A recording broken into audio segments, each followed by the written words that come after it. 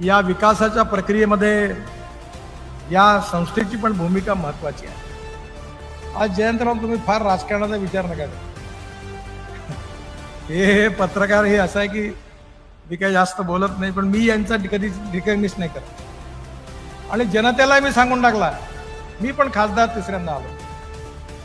मी सांगितलं की प्रभू राम, जातीयवाद, सांप्रदायिकता मला बिलकुल नाही यायचं. जो करेगा जात की बात, मी सांगितलं उसको मारूंगा लात.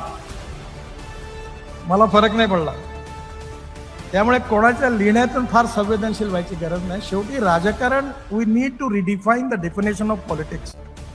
माझी पार्टी माझ्याबरोबर आहे, माझे विचार माझ्याबरोबर आहे.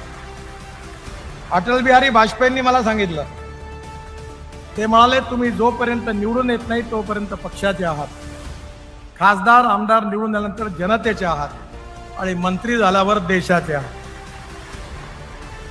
जे योग्य काम आहे ते सगळ्यांचं केलं पाहिजे आणि चुकीचं काम आपल्या माणसाचं केलं नाही पाहिजे. आणि म्हणून राजकारण म्हणजे समाजकारण, राष्ट्रकारण, अर्थकारण आणि विकासकारण. पॉवर पॉलिटिक्स म्हणजे केवळ राजकारण नाही आहे. आणि महाराष्ट्राची ही परंपरा राहिली आहे की महाराष्ट्रामध्ये यशवंतराव चव्हाण असतील, वसंतराव नाईक असतील, किंवा आता बदल्या काळामध्ये अनेक मंत्री मुख्यमंत्री झालेत,